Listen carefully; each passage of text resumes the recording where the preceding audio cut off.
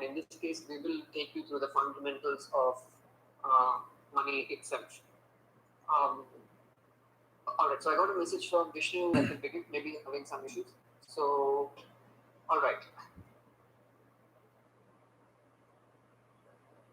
Let's see here.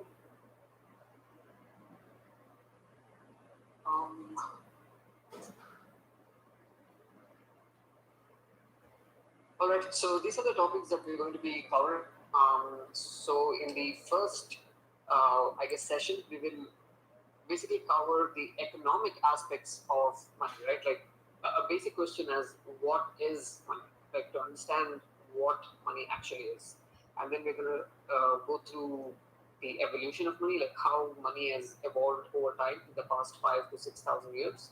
And then we're going to go through the properties of like what exactly, what are the properties that something should have for it to be called money. So that will be the first session. Probably today that's what we're going to be talking about. And the next session we are probably going to go through the societal aspects, right? Like why was there a need for banking in the past, and then how that led to become to having a central banking system. And then we're going to explain how they basically create inflation, which eventually leads to hyperinflation, and why that's an issue for our society and eventually even civilization, how this actually affects our entire civilization. Then the third session would probably be going deep into the technical aspects of what exactly blockchain is and how it works. We're going to explain how Bitcoin was the first blockchain and how underlying technology of Bitcoin works. We're also going to explain the properties of Bitcoin and how exactly a Bitcoin transaction is made and why that actually works the way it works. Then yeah, we're going to go through like where you can hold your Bitcoin or any other cryptos as well, where you can trade them, and how you can spend them, how you can invest in them, and eventually we are going to learn about how you can use cryptos to get into decentralized applications. So you're used to social media apps like Facebook, Twitter, YouTube. Those are all centralized. So one company holds all the data. What we are going to explain is how decentralized apps actually change all that. So, okay, so let's start with today's topic, which is the economic aspects of money. So we're going to go through the basics and fundamentals of what money actually is. So, all right, so I would actually like to keep this a bit interactive rather than me just explaining. So yeah, I would like to know what you guys know about the word money, right? Like when somebody says money, what do you think it exactly means? Anyone who wants to give it a go, like I would like, if somebody asks you, right? So let's say an alien comes on Earth and they ask you, what is money? How would you explain it? Anyone can. Sorry.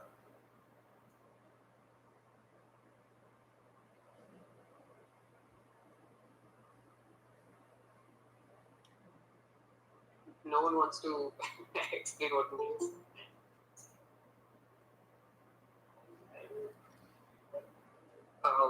It's a simple means of exchange, right? Exchange of value from one person to another.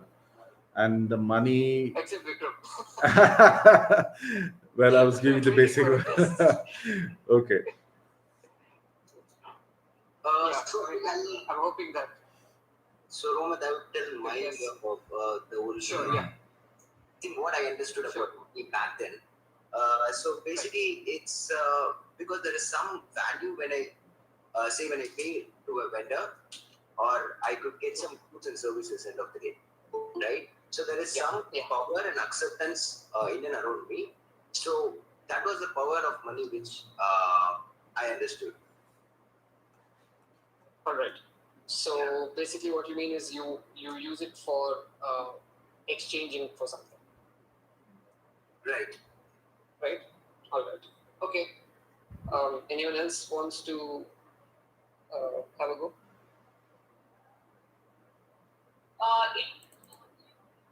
It kind of value for any commodity because that's how you will evaluate what is more valuable So then that. So pricing mechanism, right? So it's useful for pricing. Yeah, evaluating the asset. Yeah. All right, cool. Thanks, Siddharth. Anyone else wants to explain what you guys think of what money is?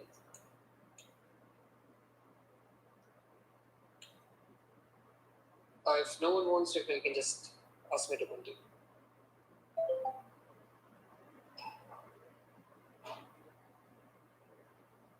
All right, I guess fine.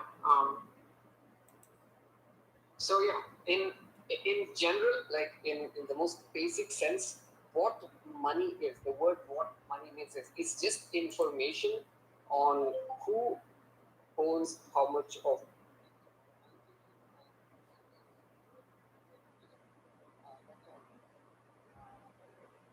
That's important because almost anything you have, right? And not always you can value things um, with the intrinsic product itself. For example, if you have like 1 kg of rice, you don't know in other terms like 1 kg of rice how many kgs of mangoes is it worth, or how many kgs of dal is it worth, right? Like how many X amount of anything. So we need a way to allocate the information for those resources, and money has been the best way to do that. Actually. That is important because the human civilization is built on trade, right? Like people trade. That's one of the reasons why we have grown to the extent that we have grown. If you have, let's say, you have a field, you're growing rice. If you have extra rice, you can give to someone, and they can exchange it for something else that you may not have, right? For example, it could be animals for whatever reasons. Either you're consuming it, or you're using it for your, like you can really hard to tell how much of let's say a cow is worth in terms of rice, right? So you always need a or a resource that has what is there, the other good that you can connect with the other reasons. You can pay with reasons. So that is what money basically is used for. Does anyone have question about the fundamentals of money?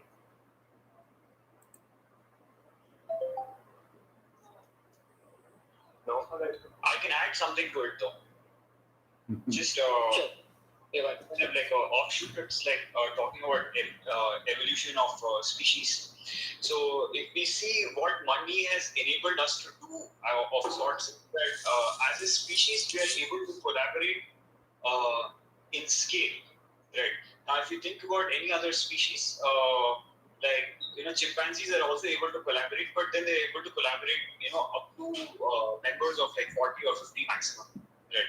Honeybees collaborate as well, and ants also collaborate with much larger numbers. Like ant colonies could have like maybe thousands of ants. But even then, when one ant colony interacts with another ant colony, often there is like outright warfare, and then they have like brutal massacres and things like that. But what money has enabled humans to do is that even if somebody is, whatever it may be, like people are far more inclined to trade with others than engage in this kind of behavior.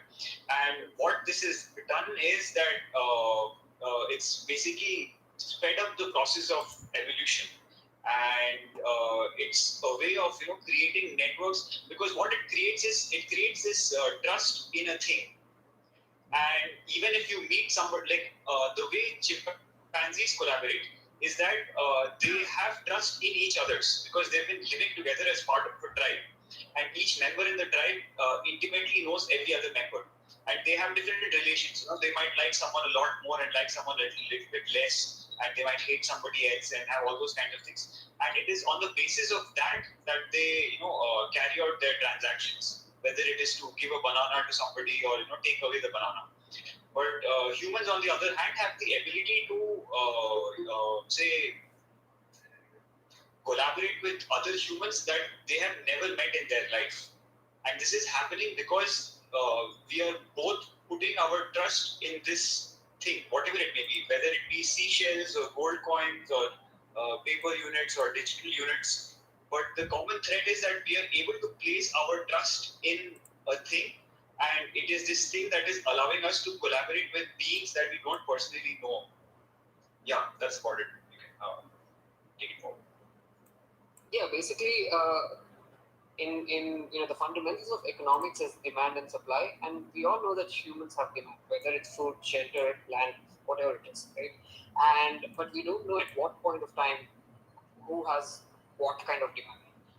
So the only way you can actually measure that is by having a common good, right? So for example, if today I'm demanding food, um, the only way I can acquire it is by voluntarily letting someone give it to me.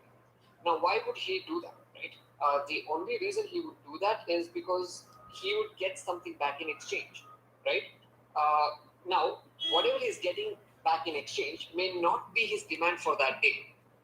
Now, how do we fix that? Like, what if he demands something else? Well, the only way that would work, okay, if he finds someone who is voluntarily willing to give him what he wants.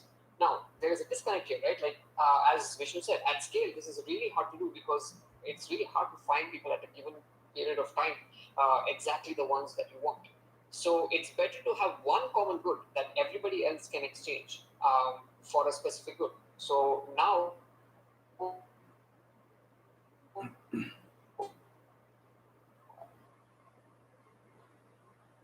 if I have a demand of something, I can actually give. Now he can use that money anytime in the future. Anytime he has a demand, right? He can use that with when he meets someone who can fulfill his demand.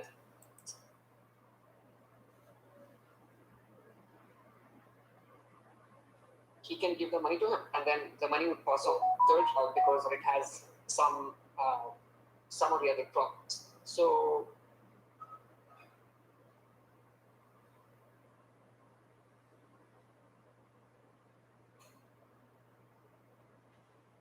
yeah, we're basically just going to go through how money has evolved over time, right? Why did we go from it? So we all know that the first thing that humans did was they tried barter system. Unfortunately, some people, again, in scale, it doesn't because, like you said, right? Like if he wants, there are this, right? So what if he doesn't want the cow at that moment? So eating goods for goods is a horrible idea. So long back, like this probably 5,000 to 6,000 years ago, they understood that they needed one common good. Unfortunately, it took a long time for people to find what exactly is that one good that will actually work. They moved to using things like shells and minerals. So, for example, um, yeah, another thing is you whatever you want to use as a common good, it cannot be available in abundance, right? If it's available in abundance, then the value of the goods that's being sold becomes useless, right? So that's why we would see seashells being used in mountains because there it's actually quite rare to find seashells. And near the coastal regions, they would actually end up using precious minerals, right, or precious metals because those are found near the mountainous regions. So now, because there is a quite limited supply of uh, this common good, they would actually end up using be consistent and you can't really use it across different borders. For example, if a guy from the mountain is traveling to a coastal region, he can easily just gather up seashells, go back to the mountain and buy a huge bunch of stuff now for no effort that he has done, right? So yeah, this is where the pricing mechanism kind of failed, because it wasn't good enough. Then they realized that they need to use materials that are quite rare, but across the regions, across everywhere, it should be rare. So that's where precious metals began to be used as money, like gold, silver, copper, and depending on how rare the metal was, that's how high the value was. For example, gold was probably the most rare at that time, so gold had one of the highest values, followed by silver and then bronze and then copper. So you would use something like gold for military, like wars, to buy houses and land and things like that. But then you would use something like copper to buy bread or rice or something. Um, so then, yeah, we know that there's actually a story of how we went from gold to cash. That will come toward in the societal aspects. So I'm not going to go through that now. But for that, gold was also, I mean, metals were basically hard to move around. They're very heavy, right? And that's why people, the society basically decided that they should evolve to a newer form of money, which is easier to transport. So they decided on paper money, which is much lighter and it can be carried easily. So yeah, that's how the society basically started using paper cash as money. And then as technology evolved in the past 100 years, we saw that even cash is kind of hard to use. Um, you have to still carry around a lot of stuff. And since electronic technology was gaining traction during the last century, um, yeah, some people realized that we can actually use cards, right, like credit card or debit card, and that card can be linked to your account and we just use those cards anymore. So now you just need to hold one item. That's it. Just one item which is connected to your account, and you're easily able to use that. And it has a lot of advantages over cash because you don't have to worry about things like having the exact notes. You don't have to worry about getting change, all those things.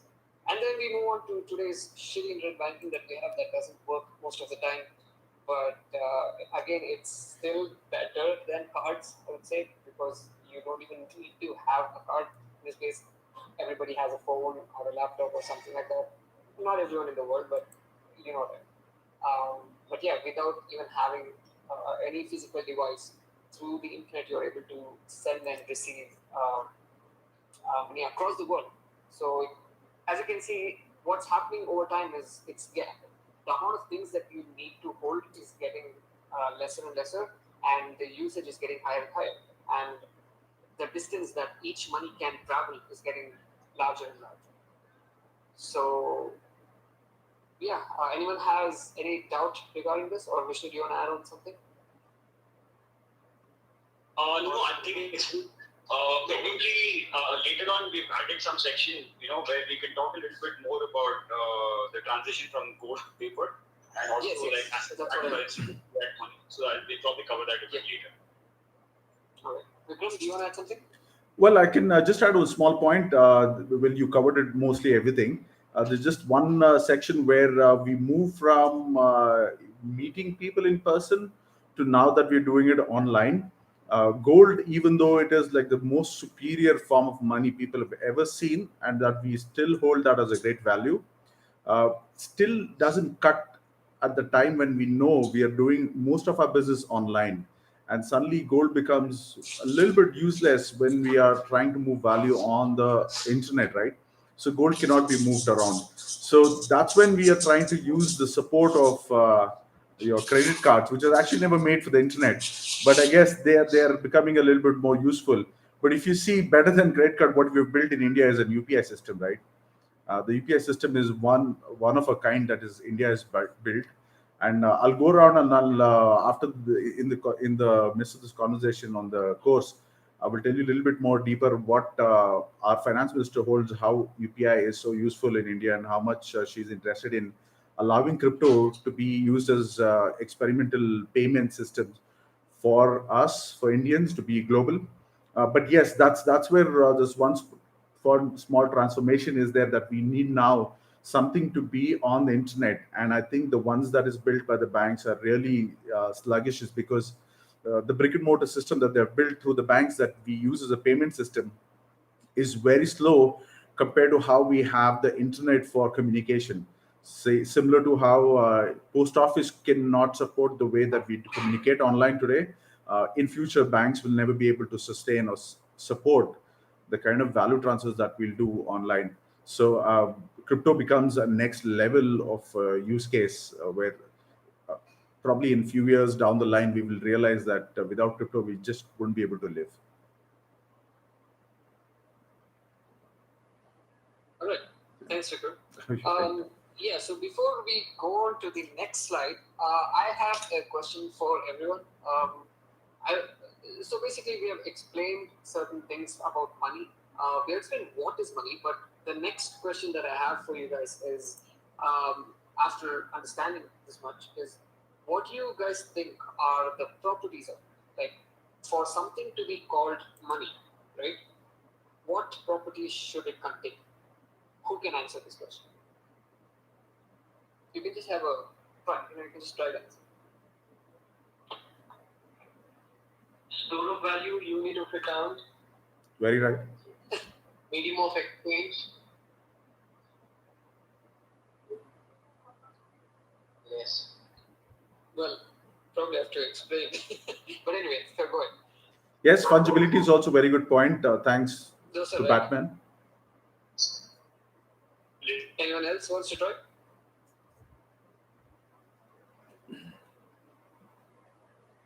I want to add, I'm not too sure, but maybe like easy to produce, cheap to Easy to produce. Yes, yes, very good point, Sitara. That's actually a very good point. It's cheaper to. Yeah. I would disagree. If it's easy to produce, then everyone would have money. Like anyone would be able to produce money, right? Yeah, actually true. Maybe like cheap to produce.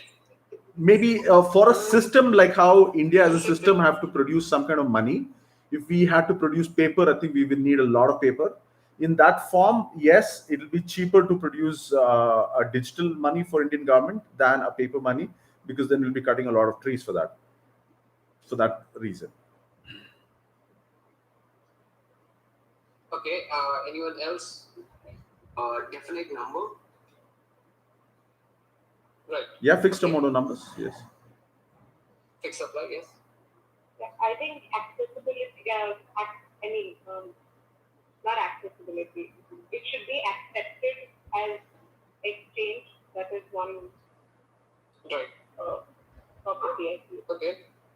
Totally, totally. I think it's a very good point. Like gold, it should be recognized by everybody in the world and should be easily, instantly acceptable. Yeah. Anyone else? You want to add something? No, I just felt, I mean, just plain ledger with like, extremely transparent information is what I felt like, would solve it. Okay. And Sure. All right. I think you're breaking. True, that comes under fixed supply, so that everybody knows how much is printed and who holds how much, and there is not like sudden excessive printed, more paper just comes into the play. Yeah, ledger being maintained and made transparent. All right. Shall I go to the next slide? I think there's one person who put in as fungibility. Batman, very good point. Fungibility is also very good topic of a point in money, because if you have two different notes of 500 with us, and one is old and tattered, and the one is in good shape, and you take to a place as 1,000 rupees that you have to pay, and suddenly that guy may say, no, sorry, the old one I cannot accept because it's too bad, uh, it's in bad condition. So that way the fungibility in money should be there, so that if you believe that there you have two 500s, other person should accept that, yes, as two 500s. You should not feel that, yeah, oh, you know, if that get didn't accept, then you have nothing else to say, right, and use. So that part of fungibility is very good point. Also, I would say portability is a very important thing, which we mentioned. Okay, I'll go to the next slide. Go for it, Ravi. Right. So yeah, the next thing was the properties of money, right? Like So the first most important thing that the money should have is it should be a medium of exchange. So when we talk about this, it should be easier than every other resource, right? So you should be able to exchange the good. That's one of the main things. So, for example, if you have a house, you can't really use that as money because it's really hard to exchange a house, right? Versus something like a gold coin, which you can easily exchange. So the first property and the most important property is that it should be a medium of exchange. Second is store of value, right?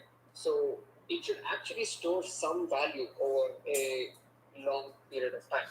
So if you have gold 3,000 years ago, that should hold its value over a long period of time. That's one of the reasons even today gold is valued so much because it stays, right? For example, you cannot use milk as money because the milk that you give to someone today, it may spoil tomorrow or in 2 days, and they can't use it again. Um, so yeah, having a store of value in terms of money is quite important, and it should store the value as long as possible. Third is unit of account. Now you should be able to have an accounting system within money, right?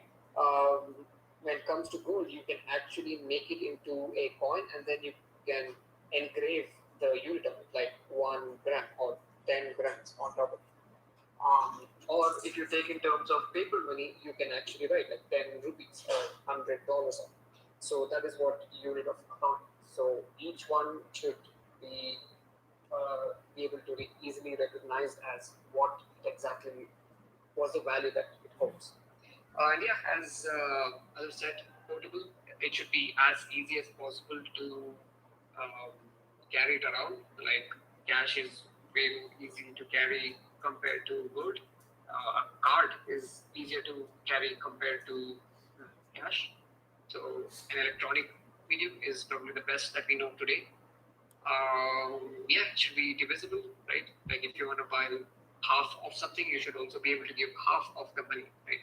If you have, let's say again, a house, you can't divide your house and you can't give someone. So you can't really use that as money. Versus gold, you can actually melt it, you can make it into 2 coins, or cash, you can split it, you can have lower valued coins to divide it. Or electronically, it's probably the most easiest way to divide because it's just a database and just update the number. Fungible, as Vikram said, yeah, it should be, it should be equal to each other. Like 1 rupee that I hold should be the same as the 1 rupee that you hold. It should not have different value. It should not have different numbers. Nothing like that. And then, as somebody else said, it should have a limited supply. Unfortunately, this has never been the case in terms of money, right? We have never had a limited supply of seashells. We've never had limited supply of gold, neither silver, neither copper. We have never had limited supply of cash. Um, yeah, and electronically, of course, the whatever the cash supply is just converted into the digital format. So this is where cryptos kind of come into play, the fourth point, because for the first time we can actually introduce a truly limited supply of money, and of course, if you take digital money, you can easily exchange it through an app. It a digital bit that says one will, for thousands of years, for millions of years, will always be that same bit, right? So you can store value in digital format almost forever. Unit of account, yeah, I mean, number one is always going to be number one in digital form. Portable, you can send it across the world within a second.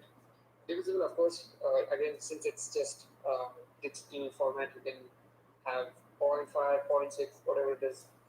Fungible, this has been a little bit more hard to achieve in digital formats, but you still can, right? Like on your wallet, if you have 1 rupee, it's the same as 1 rupee on mine. And yeah, we'll get into how crypto actually solved the liquidity supply later on, but yeah, we actually do have a mechanism in blockchain to have a truly live money where people can't just print more of it. Oh, yes. rupees of money. Um, does anyone else wants to add on to this? Sure.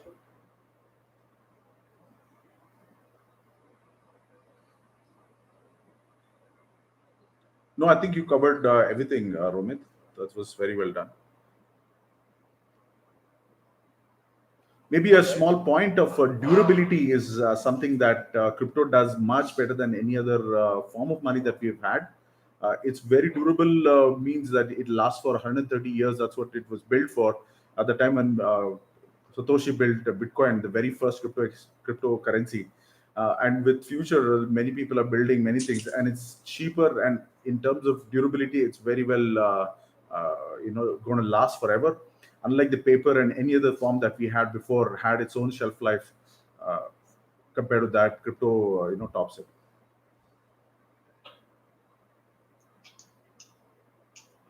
Yep.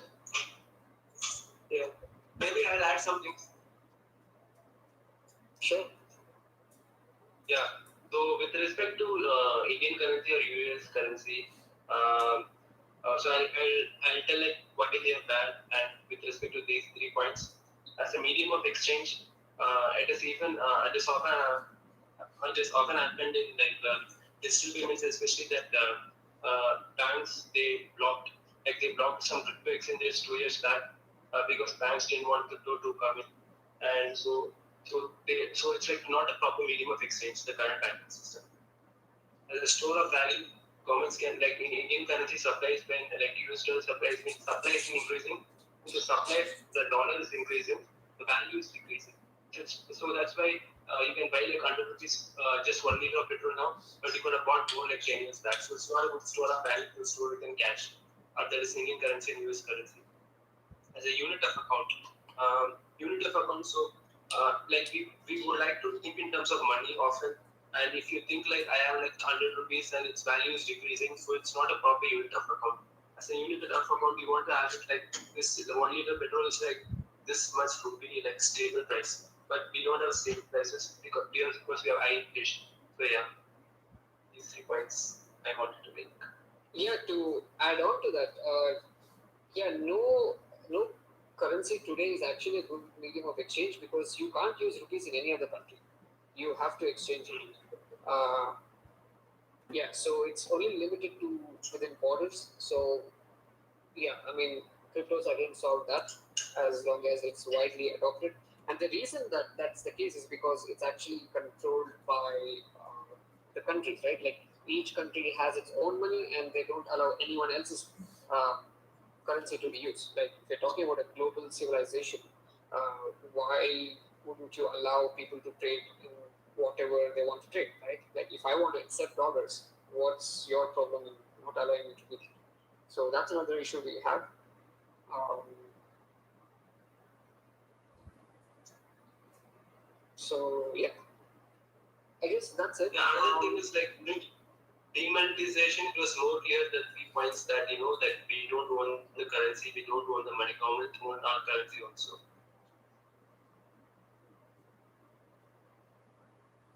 Yeah, I think demonetization is not really money until somebody tells you that it's money. So Yeah. that's not how money should work. There shouldn't be like someone telling you this is money. It should be based on faith from people, right? Like people should accept that this is money, and there shouldn't be one person telling you this is money because tomorrow they can say that this is not money. So yeah. So Vishnu, do you want to? How long is the course for? Like, do you want to end here and continue the next session, or do we just continue? Depends on how long others can stay. We have another half an hour. I thought it was till 8:30. I guess we can go a bit more than that as well. I hope people have the time. And yeah, so I think it should be fine. We can go into it now. All right, all right. Okay, then let's get into the society's relationship with money. Like, how has money been handled by society throughout the past? So yeah, where does all the banking need? Where did that all start from, right? So it all goes back to the time when people used metals, like precious metals, as money, especially gold, silver, and all this stuff. Um, yeah, one thing that people realize that holding a lot of gold in your house is not as safe. Plus, it's not that convenient to carry that much amount of money with you every time you want to buy something. People would easily steal it. People would know how much wealth you have, things like that.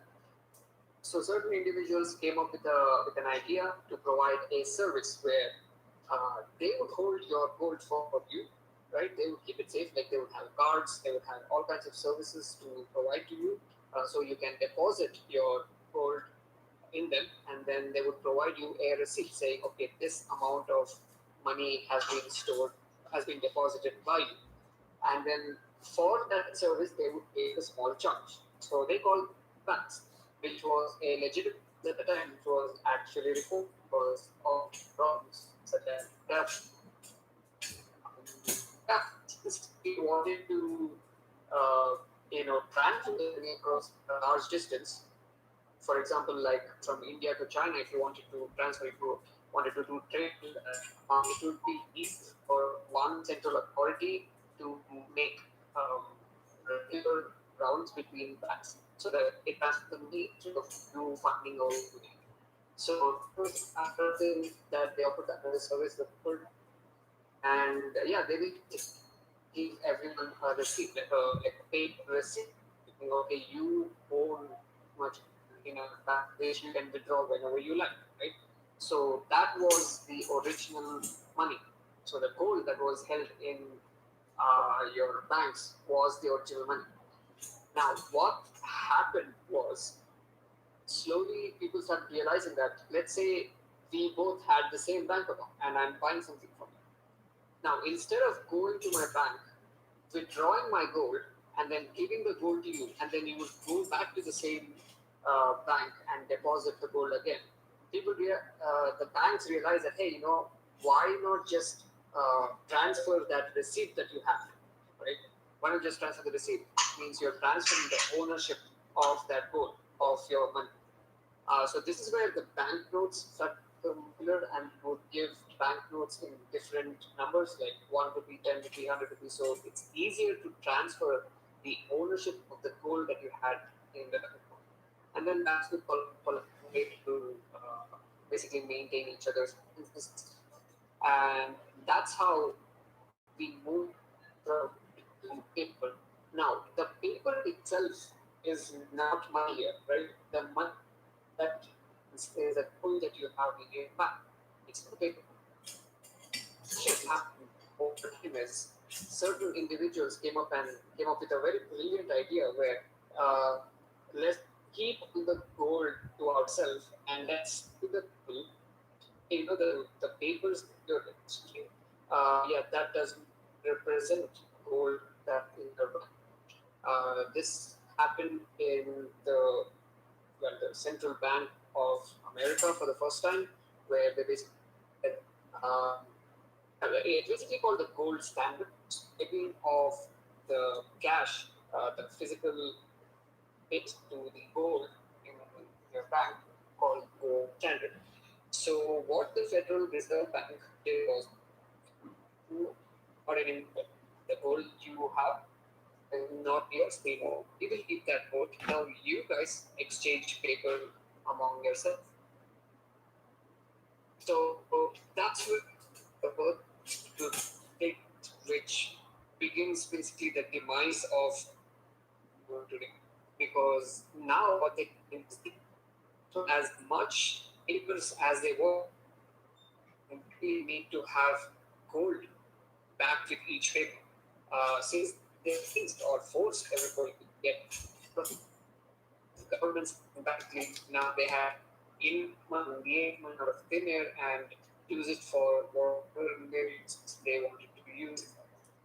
And the way they control that, of course, if you continuously print, we know that if a limited supply material becomes unlimited supply, it goes out of value, right? Like it becomes valueless.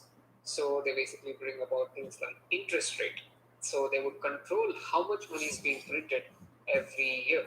Um, well, they have this silly number, which is they think 2% of money being printed is the right amount, which no one explains how and why it's supposed to be like that.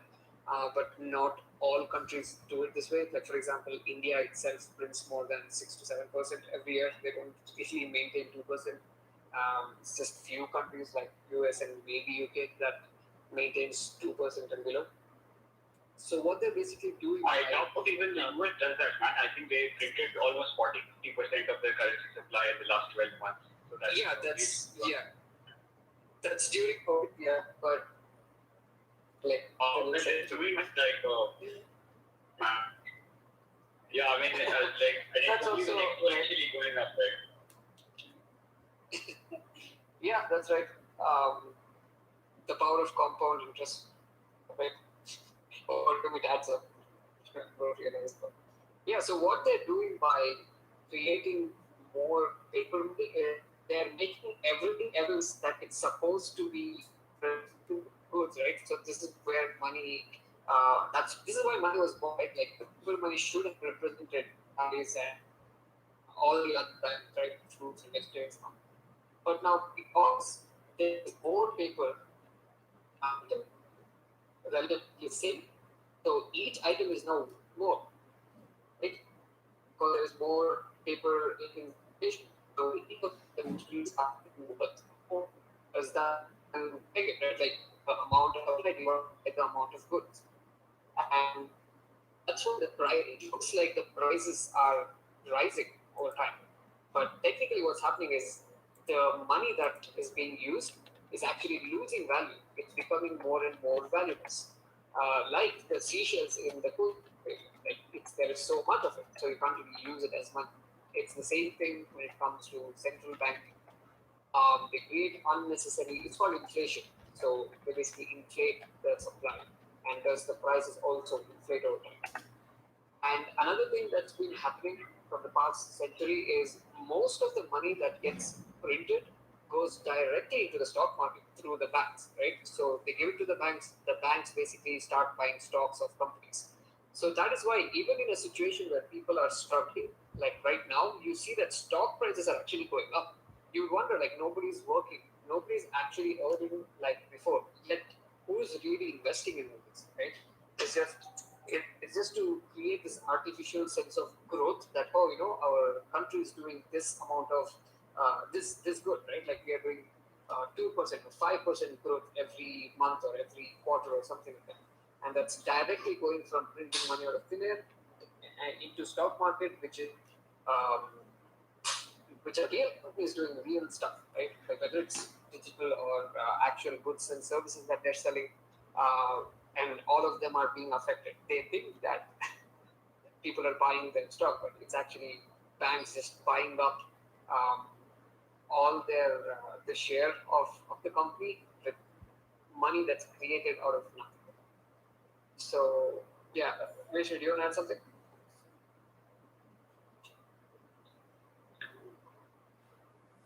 All right. Can I add a few things about central banking? Sure, go ahead.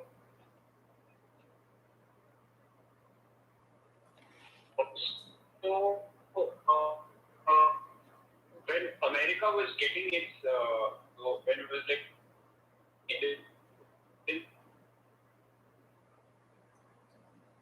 right? So, You're breaking up. bank.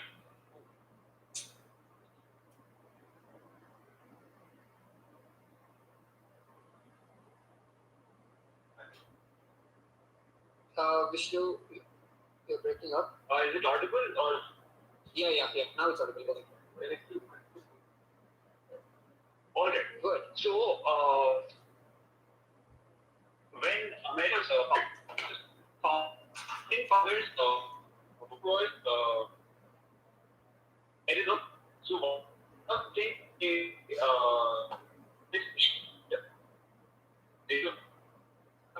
No, Vishnu, I think you're breaking up again.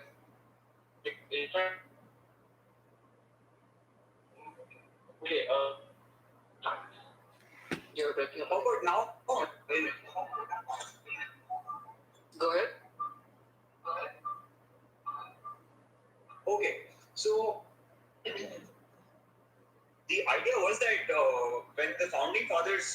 because they were thinking about banks in general. What they explicitly said is that America should not have a central bank, and the reason for this was that this also keeps the governments in check, because the way governments, because they're not really doing something of value. Normally, what they do is they tax their own citizens, and then they get that money as revenue, and then they spend this money on things like maybe infrastructure projects or healthcare or other whatever expenditure that the government is having. Now, but what happens is, if the government is very inefficient and if they get into too many expenses, the banks from, like, if there are private competing banks within the country who is giving money to borrowers and just general people as well, it is the same banks from which the government also has to go and borrow money.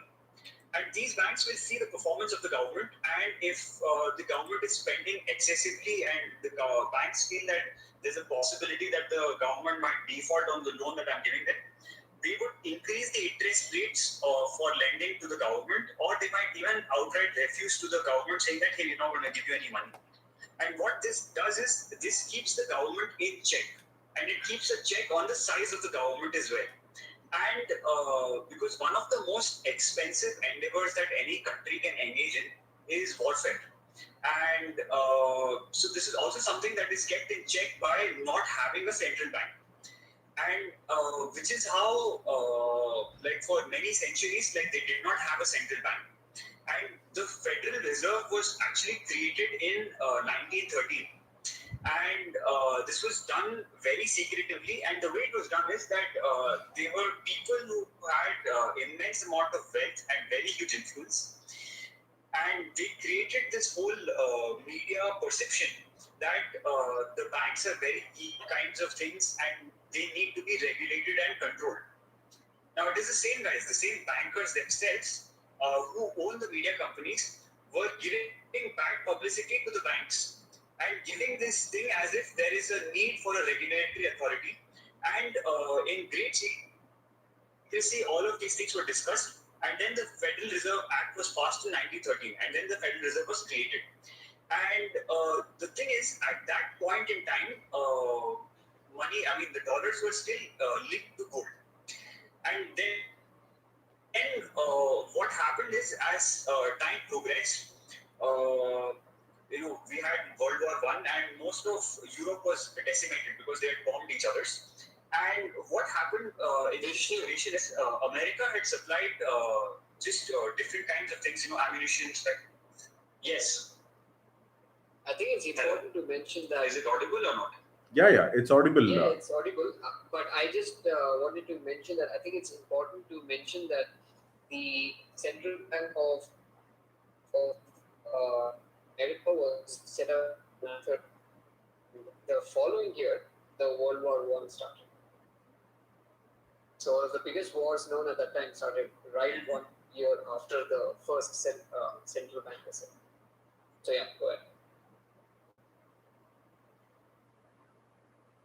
Sweet man, I didn't know this. Interesting point. And also, when the Federal Reserve was created, there is an interesting documentary called "The Creature from Jekyll Island." I will share the link on this group. And this talks about the creation of the Federal Reserve. Now, the people, Jekyll Island was actually a resort, and the people who were there in the room, like less than maybe a dozen people, at that time, they represented about 25% of the world's net worth. And these were the people who came together to create the Federal Reserve. And these were also the same people who were pretty much already in control of most of the industries and all of the media. But anyways, coming forward, what happened is, after Europe had decimated each other's through war, America came in, and then they had something called the Bretton Woods Agreement. And this was somewhere in the mid-1930s. And what was agreed upon was that America, or the Federal Reserve, promises to maintain the convertibility of dollars to gold at $35 to an ounce. And then the other currencies were pegged to the dollar. Thus, somehow, everything was indirectly pegged to gold. And but over here, the only issue was that it was just a promise from America that we are not going to overprint, right? And of course, we know from experience that it's like if the government is promising anything, I mean, it is immensely how do I say like probably a brain dead thing to do to really believe them. But anyways, so what happened is since the Bretton Woods Agreement till now, America has engaged in warfare pretty much continuously, and I think there's been only a period of like 4 or 5 years in between when they have not actively been dropping bombs somewhere or the other in the world. And so what happened is because, as I was mentioning, that war is one of the most expensive endeavors that any country can engage in. So in that sense, like many countries started to realize that America has print way more dollars than the amount of gold that they have in reserve. Like, and that's why all of these banks usually have the word reserve in them because they're supposed to reserve a certain amount of gold for whatever currency that they're circulating. But since they did not have that much gold and then they had created a lot more dollars, a bunch of countries started to repatriate their gold, which is that they were telling America, here you go, take our dollar reserves and give us back our gold. And the large kind of and when America have enough for all the dollars which are there in the world, and if we give away all the gold at some point, we will have to declare bankruptcy. We'll have to say that hey, we don't have any more gold. So instead of doing it, uh, going to portability of dollars to gold, even for other countries. And way before this, they had kind of stopped this conversion for their own citizens. And this happened in 1971, and this event was called the Nixon Shock. And the idea was that, at least the claims that they made is that, okay, in the next 10 years, we will manage our fiscal, budgets and stuff like that. And then we will go back to the gold standard. But again, another thing that we know from experience that everything that the government says is temporary. We know how these things pan out. Right. So since 1971, we have completely depegged from gold. And since then, we have been in something called a fiat currency system. And the word fiat literally just means by decree, or I think it says like let it be so. So it's basically the government decrees that yeah, this is of value, and you use it, and that's about it. And essentially, when you think about it, the way this works is that they have a huge monopoly on violence, and they can get you to engage in their system by coercing you through violence and telling you that hey, you're in our territory. We have all this police force and army and all kinds of things. So if you don't do what we tell you to do, we're going to cause you a lot of pain. Thus comply. And yeah, so since 1971, we have been completely depegged. And what that has done is it's basically exponentially, increased the currency supply. And it just keeps going up and up. And every crisis that we face, like they pump in a lot more money than the previous crisis. So which is where, like now, if you look at the most recent one, like of course the government will claim that COVID has destroyed the economy as well. Like this virus is killing economies too now. But they will never say that the lockdowns have done this or anything else. But what has happened is in the last 12 to 18 months, almost 40 to 50% of the existing dollars in the world were created in the last 12 to 18 months. And and they've just been increasing. Like they did a lot of money printing at the end of the housing bubble as well, and then they did a bit less than that during the dot-com bubble. And like basically, what we've been noticing is that every crisis that happens, they have been creating more and more money. And each time, the quantum of money that needs to be created is a lot more than the previous time. Right. So that can probably bring us to the next topic of inflation. Yeah, that's about it for me. Over to you, Ram. Very good points, Vishnu. I think even the last thing that US did was not allowing anybody to repatriate their gold since 1987. They've not let anybody audit the New York Gold Reserve. Nobody's ever been able to tell do they really have gold or not. and a lot of countries who should get their gold have not got their gold. Yeah, I think another point is that people think central banks of countries are actually owned by the government. They're not. They're all private institution. Mostly the shareholders of the central banks are the private banks, Okay. and yeah, they get to make decision of the entire country. And yeah, there is some level of government that's involved, but mostly it's just private individuals making decisions for the entire country. And yeah, I think we just kind of summarized what inflation is as well. It's just increasing the currency supply for no apparent reason to create that artificial sense of growth or stimulus stuff or whatever it is, right? They don't use the existing money for all these things. They print more just to facilitate this, which is crazy.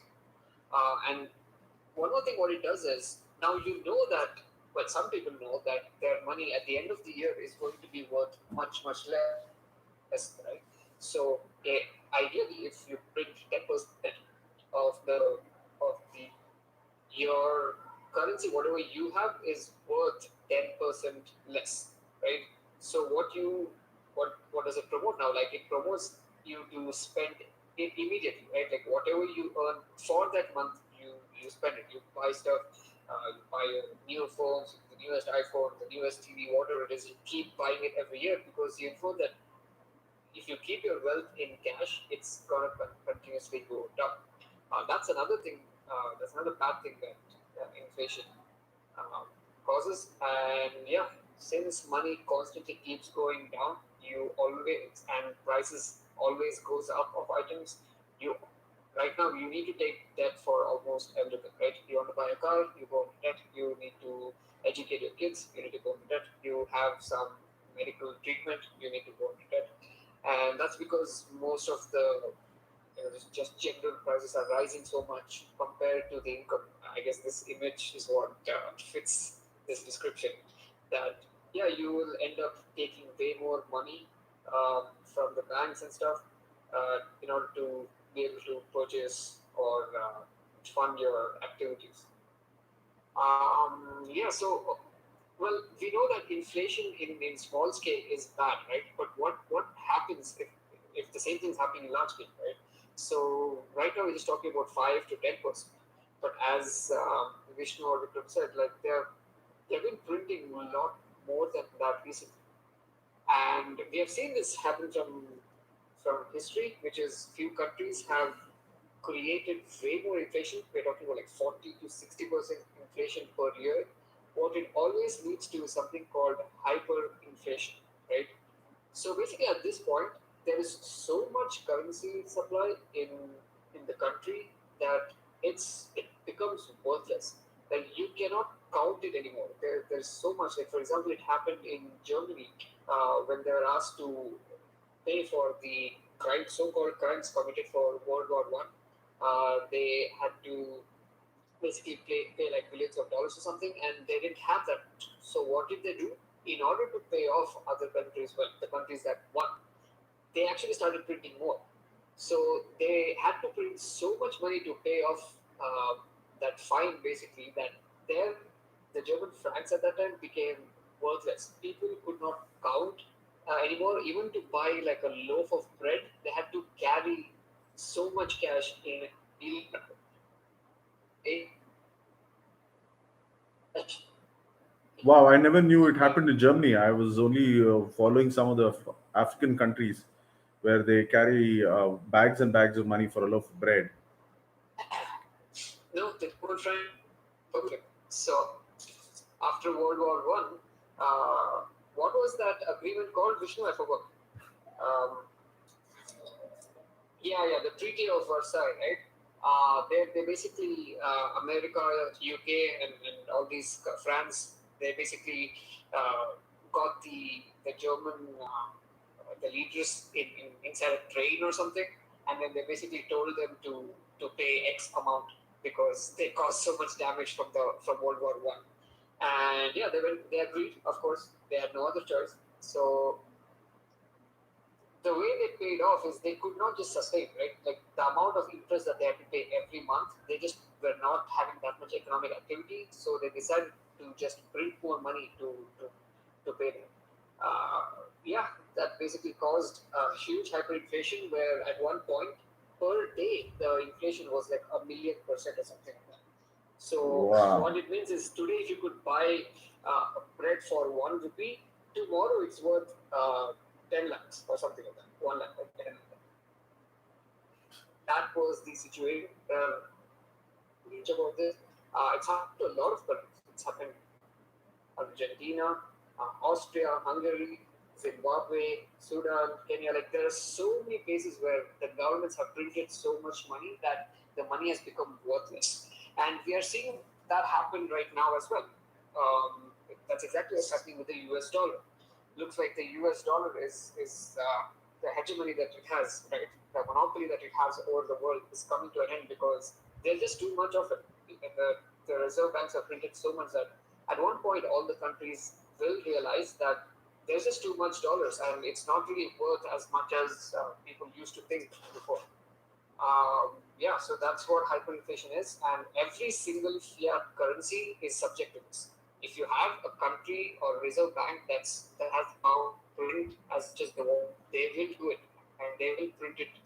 Uh, yes, um, we are already seeing that, right? Like it's already happening in India as well. Even though in a way it's disguised. During the demonetization, yes, they took out the 1,000 rupee supply, but now there is 2,000, and that this is how exactly it starts. And then 2,000 goes away, and 5,000 notes come in. 5,000 goes away, 10,000 comes in, and yeah, you can basically again find images of the Zimbabwe, the rand currency, which has like $1 million note. So It it's has happening. trillion as well. Yeah. Like it went from million to 1 billion note to $1 trillion note. Very rightly said. Yeah. And yeah, so we're going to see that in today's economy soon, probably this century, probably in our lifetimes, we're going to see it happen with our own currencies. So yeah, that's these are the main reasons we need to get out of the existing system, right? Like even after this, if you still think the rupees is worth something, then yeah, I don't know how much more we can explain. So yeah, this is the one that Vishnu was talking about. The Federal Reserve was born in 1913. Yeah, Nixon what shock basically in started. 1971. Yeah. So I think Batman had just put a message about Venezuela. So this Venezuela team of two Bitcoin Cash meetup hosts, I met them. I spoke to them over a meetup that was happening, a Bitcoin Cash. The Satoshi's Angels meetup. It happened just about 2 weeks ago, and in that meetup meeting, I heard from the Venezuelan guy that every day they would go with Venezuela money to buy bread, and every day they could see a price rise. Today, whatever that you would pay, if it is 10 today, and the next day they can go and see the same bread priced at 12 in the supermarket. So they could see on a daily basis the inflation go up.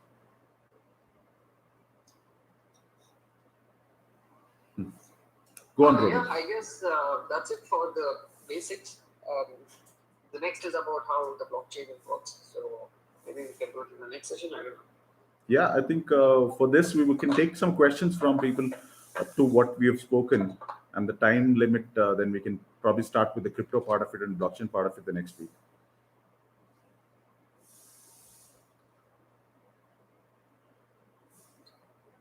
Anyone have any questions until now?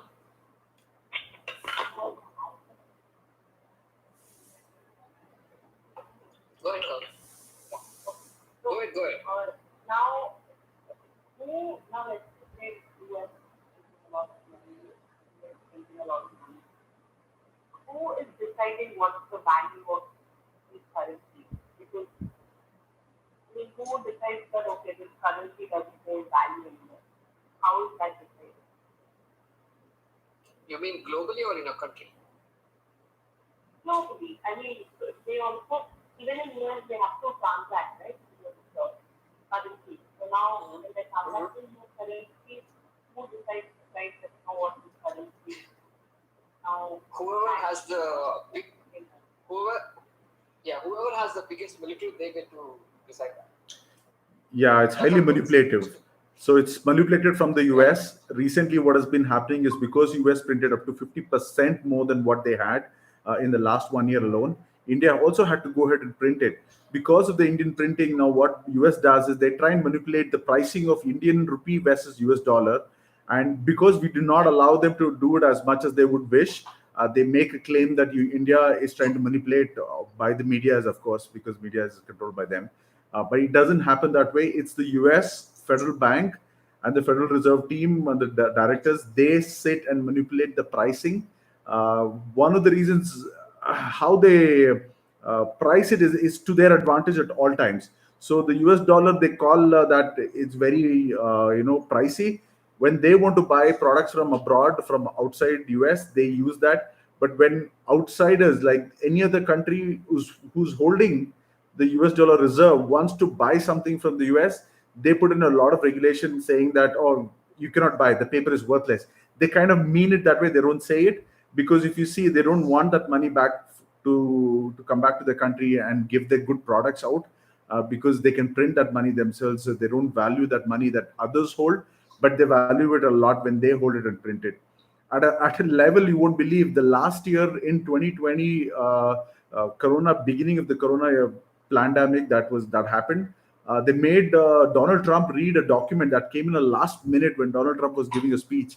And in that document, when he was reading, because he had not read it first, when he was reading, he read that US Federal Reserve is going to print a million trillion. It was a joke, but actually the document said it right. The numbers that they would like to print in the future is in trillions, but how many trillions they want to keep the bracket open till 1 million. That's a joke because in the last year itself, when they printed 50 trillion, that itself values to like some serious amount of inflation. But if they're going to print like the way they printed in that document and made Donald Trump to read that, that they're going to use it maybe in the future, saying that we have already said that we're going to print up to 1 million trillion. So that's a joke that they'd like to play, and that's why crypto is something that really is going to counter that joke.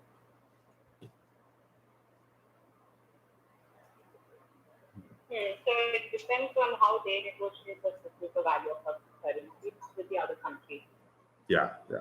It's the one who has the biggest defense can then determine that. Like Romit said, it's no doubt about that. Thank you. It's also a function of supply and demand, right? In a sense that while all of these units are being created, they also need to be accepted in different places. So, in the sense that now your grocery shop person is willing to accept rupees and they're giving you something, right? So, that also fluctuates basis like how much more he has to give somewhere else, and there are like large networks of sorts, no? Because like if you think of something like the US dollar, it is going and finding itself in the hands of so many countries, and different countries are choosing to hold different amount of dollar reserves, and then of course a lot of this also goes into the stock market, and then it basically goes and parks itself into many places, and depending on how many people are willing to take it at whatever value it is offering, it also kind of determines the price of this, because it's not just that they have the biggest army, so they will be able to maintain the value of this currency by telling you that okay, yes, with the battle of gun will tell you that $1 is worth this much. Ultimately, that is not really enforceable, which is why like as more and more people start to realize that this is actually worthless, they start to leave this currency system, and at some point it just snowballs into an avalanche of sorts, right? Where pretty much a whole lot of people will just start to like exit the system and be like, no man, is losing too much value, I don't want to interact with this currency, and that is something that they will not be able to control freely. So it's the function of like supply and demand. So as the demand for a currency starts to die off, its valuation will also start to like drop off equal fast. Got it. So yeah, just have an image on the screen. So this is what Germany went through. You see that it went basically to crazy levels to a point where it was basically worthless. Same thing happening with Venezuela. Annual inflation, even at this point, is like more than 10,000% per year, right? Like, which is crazy amount. And today, this is what. Sorry? Yeah, I mean, that's the amount of supply, no?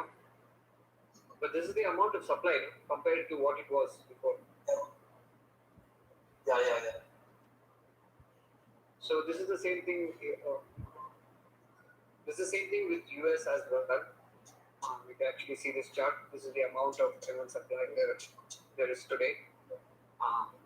Yeah. So you can see there was a steady rise before, but in the last few years, you can see that it jumped to crazy levels. And can you guys see it? Yeah. So the straight line at the top is not the border or something? Yeah, it's not a border. This is actually the amount of money that's being printed. Which went from 4,000 to around 60,000, which is like 4 times, like almost 40% or 400%, something like that. So it's probably somewhere around here right now, or somewhere around here right now, and So I'll just tell you what it really means in trillions. India was looking at becoming a 5 trillion economy in the next 5 years, and Indian government was trolled by this sold media for doing that, saying that okay, 5 trillion, how are we going to achieve that, this and that. So you understand, 5 trillion for an economy like India. India is huge. We have the number of people we have to the amount of economy that we generate is huge, and US just went ahead and printed 50 trillion in 12 months. You understand the amount of inflation they're going to create for the whole world. That's one of the reasons why China is now getting away from the US dollar to do global reserve. So, and to hold global reserve and also to use global trade. So what happened with China is in 2016, China started to print and started manipulating currencies very heavily, and US couldn't control that. US controls countries through its defense, right? So the China is not that easy for them to just control it through their defense, because China is very strong comparatively. So what happened was US had to bow down to China, and they said, please, let's just join hands and let's all manipulate currencies together. Don't do it by yourself. So when your Chinese yuan was joined with the US dollar, your pounds, euros, and yen were already in the group together to manipulate. They had to add yuan also, Chinese yuan, and by the time China was pretty strong, they understood also that they're strong enough to go ahead and do what they want. Since 2016, China has been using anything outside US dollar to do trades, and recently, about a few months ago, China crossed more than 50% of their trade is not used in dollars. Less than 50% of their trade is in dollars. The remaining is in yuan, of course, their renminbi. After that is next is ruble. Then a few other countries' currencies which they hold, including Indian, very small amount, of course. But also with cryptocurrency, they're doing it at a government level. They don't call it, but they are doing it. That's how they've reduced the dependency of US dollar to more less than 50%.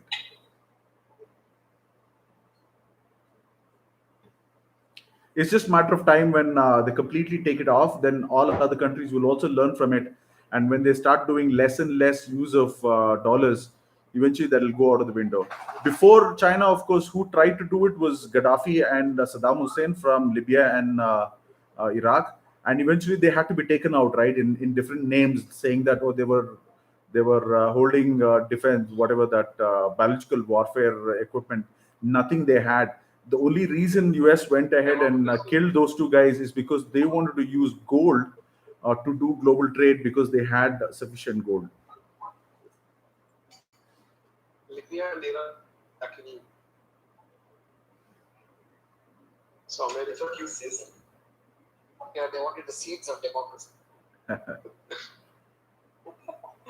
the seeds come to this. No, when they have 22 bombers. Yeah, they don't without seeding that.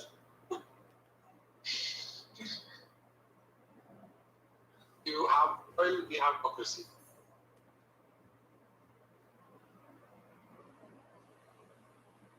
Yeah, so All right. doubts that you guys Any have? other questions?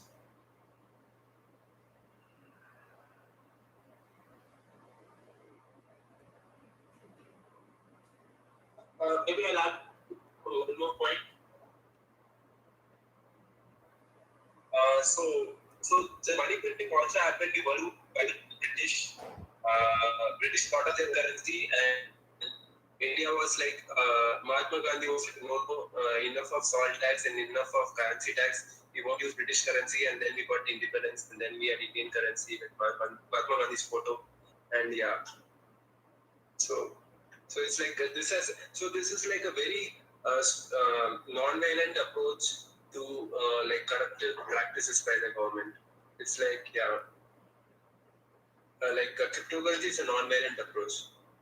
So very right. It's like non-violent, and yet we are not supporting the government. Yeah. That's true. I think you won't believe some part. Called... Go on, Romit. Go ahead. There you go. So some people in the government understand that, and they talk positive about crypto. That is something we have to listen and understand. Like the recently when Nirmala Sitaraman, who's our finance minister, when she was in many meetings on video chats with other bankers, when they were asked, when she was asked about what her opinion is on cryptocurrency, when she gave her honest opinion, saying that crypto is open for India is open for experiments on crypto, because we have already mastered in terms of payments via UPI, which no other country has, and she's open towards using cryptocurrency for payment systems, and she calls it and she quotes it saying payments dunya, and we are ahead in payments dunya. Why not use crypto? And that kind of sentences from her, like some other bankers who were there in that conference with her, their jaws drop like that, because they are like, what is she saying? But that's the future. That's She understands it better than these bankers, because in banker opinion they are very biased of their own business, right? So they're not in interest of the crypto. But yeah, with the Indian government people also, they are open. Go ahead, Ashwin. Vikram, I just have a question. See, a lot of people here would like to know, there is a lot of uncertainty when it comes to crypto and the laws in India. So, do you have any insider information about what the government regulations are? If it is clear, I think a lot of people would, freely accept crypto as the next currency. They don't know; they are totally uncertain. Media is giving them one narrative, and government is not speaking about it. Do you have any information with regard to that? If you have, please share it. It's a very good point, Ashwin. I think that has to be spoken in every meeting like this, because that builds a confidence with the people of what's really happening with crypto.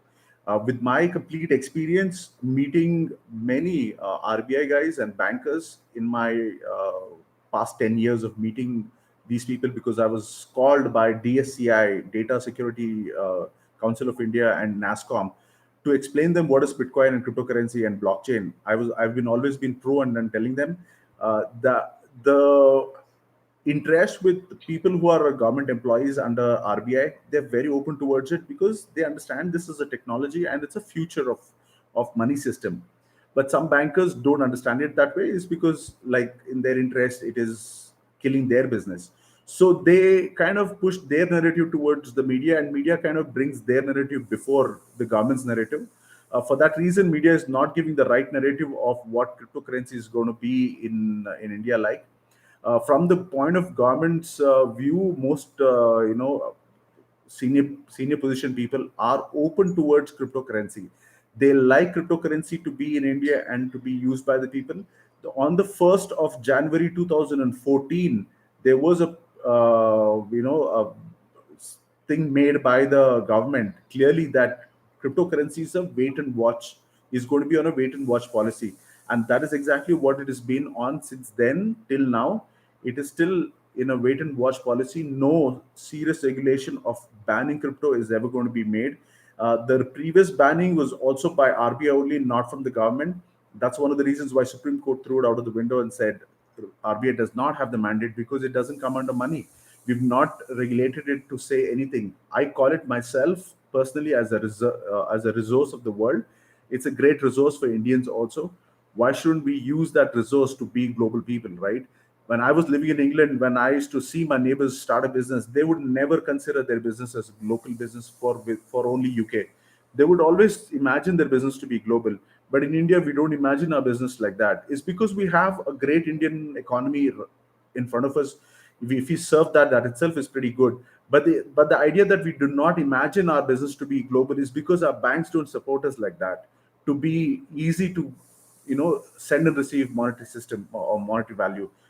With cryptocurrency, it automatically gives us that power. So we become a global citizen and global business people. That kind of idea is there with business, with our politicians.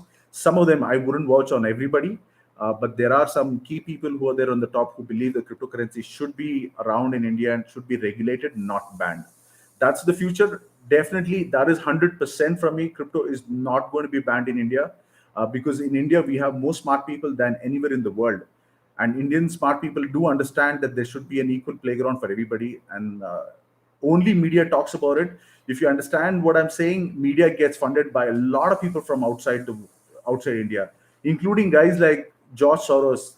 He's a pig, and if pig can change the narrative of media, a lot of people can. So do not follow the media blindly. They do not give the right narrative. They put in a lot of these small things to put fear in people's mind, saying that, oh, 10 years is going to be a jail term. Who decided that? That is decided by somebody who took 10 rupees from under the table to print that news, because that's very clearly it's a propaganda, and it's a fear mongering line. So those kind of lines, when you read, automatically these people are taking money to write these things. uh, at the end of it, cryptocurrency is legal in India, and it will always be.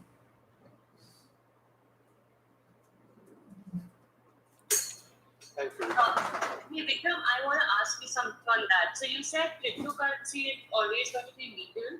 I want to know, like, would there ever be like a point where people who do not, who are going to not benefit from it, ever use their power to ban small businesses here, like exchanges, or even like things from where we would get like our Amazon voucher for crypto, or like our nature's basket. Like, what if people are like taking, or you're having crypto and they're spending it on their day-to-day items? My question is, would there be like any sort of a law for us which can stop those merchants selling that commodity to us through crypto? That's a good question too. I think there may be some regulation to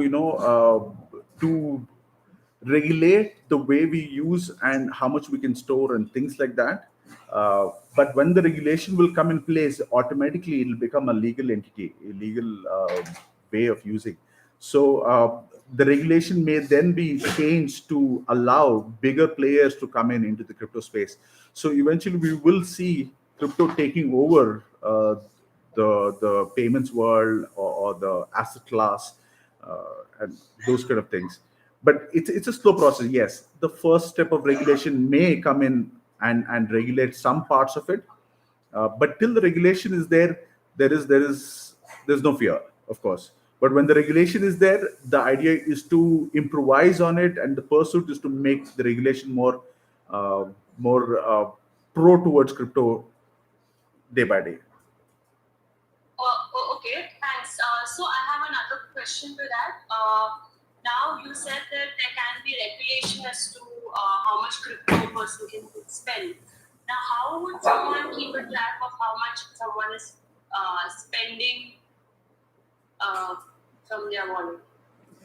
That's again is the way why they're not going to be any ban on crypto, because as soon as they ban on crypto, they realize there is no way to to exercise that, or to make it happen. So in that format, when the regulation also come in, I don't think there will be like a clear cut regulation on these things, because uh, it's hard to control, right? It's hard to monitor crypto and to regulate crypto. So in the name of regulation, when they start with this, they will have some beta and alpha stage. The regulation come out in paperwork that will show us what is the future, right? So if they're working on it, that means they're going to allow this to happen.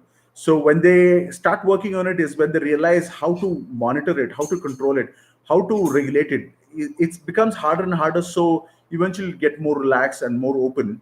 Before even it is a certain point of this is the number of Bitcoin you can use, that the law may change again. So before even the law becomes a law, they may want to just keep it in the back burner and then keep watching it, until the time they'll watch it till it becomes completely mainstream.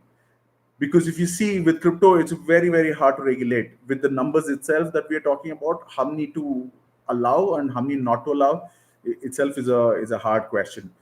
In terms of Bitcoin, if you allow say a number of Bitcoin, the Bitcoin price keeps fluctuating and keeps growing in price. It benefits the frontliners who are using it, of course. But in rupee value also, it is very hard to regulate anyone because we still don't have global adoption or the whole Indians using crypto, so they cannot put in a regulation. I think before the regulations come in, there'll be a crypto from India itself. And let's probably ask them to look at Vikram, I have another question. Go ahead. What?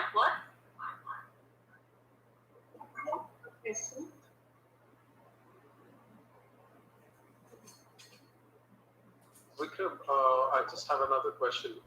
So, do you think this is a beginning of the end of all the currencies of each individual country? And the second thing is, if this is the end of the currency as we know it, what would be the next currency? Like, what would replace that? Would that be a Bitcoin or Ethereum, or what would that be? Well, I think for to start with, global reserve has to be replaced from USD to Bitcoin. When that happens, automatically all the other currencies will also fall in line. The reason US dollar has to go is because US dollar is because we have to use that as unit of accounting for the global trade. They just that one point they ride on and push the dollars on your throat, under your under your throat, in ways like they print more and they use that to absorb economic wealth of the other countries. So that has to stop to start with, which will eventually stop. And because Bitcoin gives better unit of value and unit of accounting for everybody, uh, that will be the first change. Eventually all other currencies of the country may not have to go out of the complete use, because it'll have its own form of digital way, like how China already has its yuan in digital format. They will start using that for that country. Because of the difficulty in enforcing only that crypto, maybe all of the cryptos will become useful and they will all work together. If you see today, your XRP, Ripple, it's a centralized currency. Still, it is as popular as decentralized cryptos. So every crypto will have its own space, its own place to play. Indian government may also will release its own digital currency, but then INR will stay in a format of digital way, in a crypto way. I don't think it's going to completely go away. It'll be there as a centralized system, and other cryptos will be there as decentralized system to flourish. But on a global level, US dollar will go soon, and Bitcoin will be the next chosen one. Of course, that will be its successor.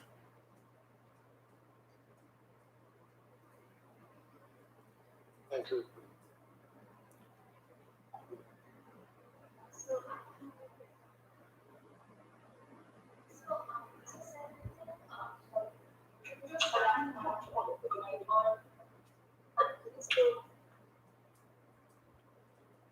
Your voice is not audible.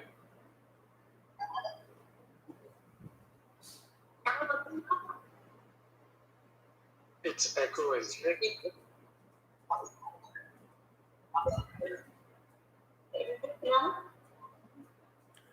I'm sorry, we cannot hear your question or what you're saying. You could probably type it and put it in the chat. Do that. Yeah. Until then, I just like to add on that all the questions regarding regulations and stuff doesn't really apply to cryptocurrencies in general. We're going to go through why in the next session of why decentralization actually matters. And the entire point of the first session was to show that centralized regulated currencies always fail. Like when we trust somebody else to do something, they always end up inflating the currency. So that is why there was a need for a decentralized currency in the first place.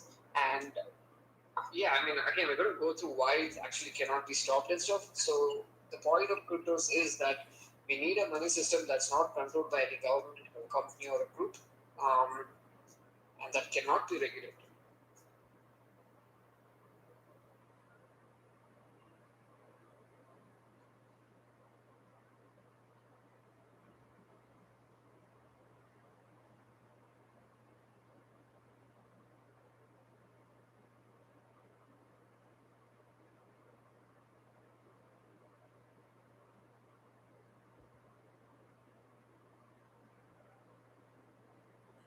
Well, I think Anyone else has?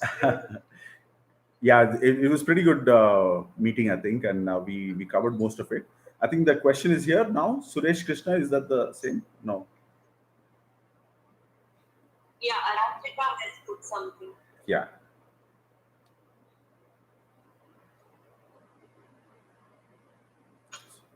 Legal and all the questions that stick out, um, in the sense that crypto could not be actually measured. How do we ensure that once cryptos legal and feasible accountability, way of exchange, unlimited supply, if crypto don't become of unlimited supply, yeah. I, I think some questions may be better off after the launch. This is something up, right? The Bitcoin system. Because I think that session would probably answer these questions. Okay. True that. Well, I guess it's a little bit hard to control cryptos also in ways of who can come up with their own crypto and what high numbers they are printing. Some people can have 100 trillion, as max for their particular crypto. But even though that information is available, a lot of people do not really take that seriously. And just because of the hype of that crypto itself, a lot of value may come into that crypto, and it has a high numbers also.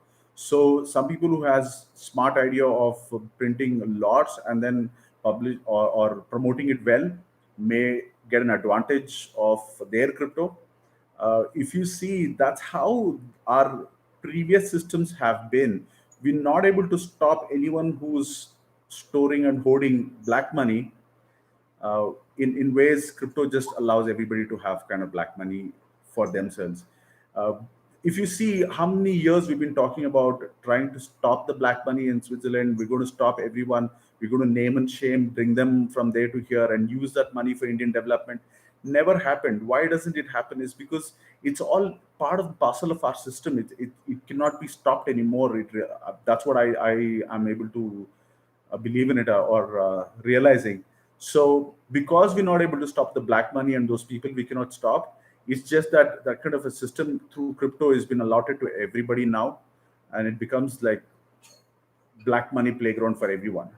A lot of people who can store, we can store. If they have the knowledge of storing, they can store. Um, Whoever wants to play fair are playing fair, and it kind of like gives a little better playground to everyone with crypto than with just fiat, because with fiat only a few people, 1% of this world, had that ability to print and spend.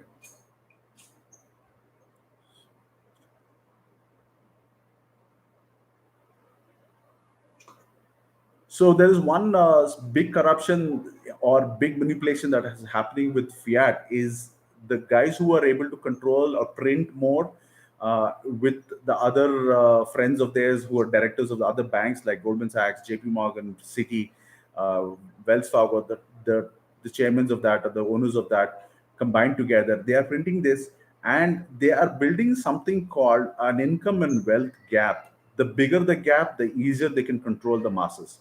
So that kind of a system that they're building from a long time, even with this last printing of 50 trillion, where did the real money go? Maybe less than 1 trillion was spent on the pandemic that really happened and gave as dole to the people. But the remaining 49, which is 98% of that printed money, went to the few on the top. those few are the ones who are building that income and wealth gap between them and the masses. So it's used for that, and that particular thing can be broken with crypto. That's the beauty of crypto that I'm seeing. If you see Doge, what it's doing is just because of one person's interest on Doge price has gone through the roof, and it's building that gap, right? It's building that wealth and income gap between Doge users and non-users. So like that, the fiat controllers and non-fiat controllers have that income and wealth gap is going to get built, get going to get bridged by crypto.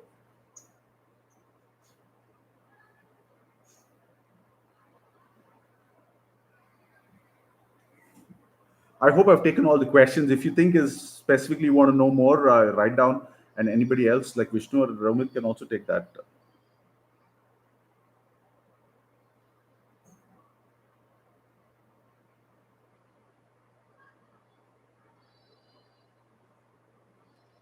Well, thank you very much. It was a real good meeting again. Thank you to Romit and Vishnu. Romit, thanks for putting out such a nice. Thank you, guys.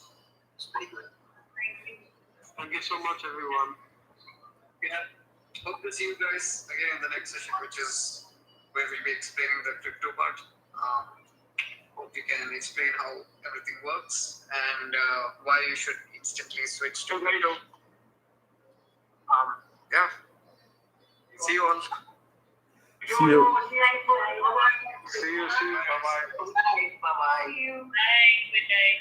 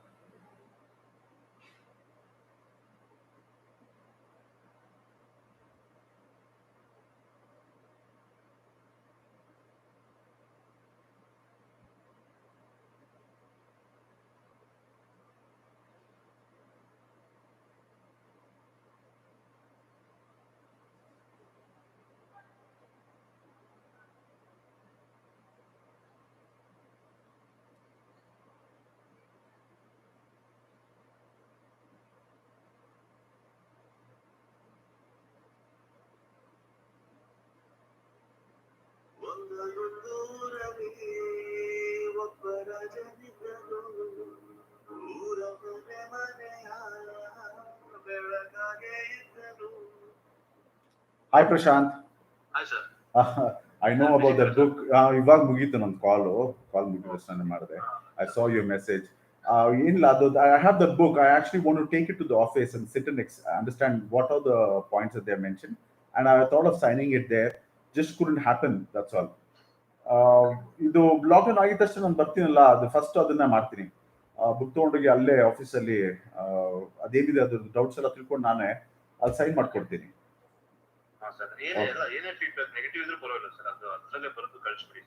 ಓ ಯಾ ಏನಿಲ್ಲ, ನನಗೆ ಅದು negative feedback ಮುಂಚೆ ಅದು ಓದೋ line ನನಗೆ ಏನ್ ಯಾವ್ದ್ರ ಬಗ್ಗೆ ಹೇಳಿದಾರೆ ಅಂತಾನೆ ಅರ್ಥ ಆಗಲ್ಲ. I may understand most of it but not necessary everything because it's in your office terms or something that I don't really use every day. Just ನಾವು ಅದು ಇದು ಫೀಡ್ಬ್ಯಾಕ್ ಮಾಡಿದೀವಲ್ಲ, ಚೆಕ್ ಲಿಸ್ಟ್ ಟಿಕ್ ಮಾಡಿದೀವಲ್ವಾ, yeah ಸೊ ಅದನ್ನ check ಮಾಡಿ, ಅದನ್ನ verify ಮಾಡಿ. sure okay. So ಅದು ಓಕೆ ಆದ್ರೆ ನೀವು ಅಲ್ಲೇ ಕೆಳಗೆ ಫೀಡ್ಬ್ಯಾಕ್ ಬರ್ಬಿಡಿ ಅಷ್ಟೇ, ಇನ್ನೇನಿಲ್ಲ. Okay fine. I'll do that as much as possible and finish it in the office as soon as I get there. Okay. ಮತ್ತೆ ಅದು ಫೋಟೋ ಕಳ್ಸಕ್ಕಾಗ್ತದೆ ಯಾವ್ದ್ರದ್ದು? ಅದೇ ಸರ್, ನೀವು ಸೈನ್ ಹಾಕಿ ಬರೀತೀರಲ್ಲ ಆ ಬುಕ್ದೇನಾ? ಆ ಬುಕ್ದು ನಾನು ಇವಾಗ ಎಲ್ಲಾನು ನಾನು ಕರೆಕ್ಟ್ ಮಾಡಿ ಚೆಕ್ ಮಾಡಿದ್ರು ಸೈನ್ ಮಾಡೋದು ಫೋಟೋ ತೆಗಿಯೋದು ಅಲ್ಲೇ ಆಫೀಸಲ್ಲೇ ಮಾಡ್ಬೇಡ ಅಂತ ನಿಮ್ ಸ್ಟಾಫ್ ಮುಂದೆ, ಯಾಕಂದ್ರೆ then I will understand what is been done and what's not ಅಂದ್ಬಿಟ್ಟು ಮಾಡ್ಬಿಡ್ತೀನಿ ಅಲ್ಲೇನೆ. Just tell them that I'll bring you to the office as soon as the lockdown is finished. Okay sir. Okay. Thanks, Vishnu. Thank you. Yeah. Okay. Bye.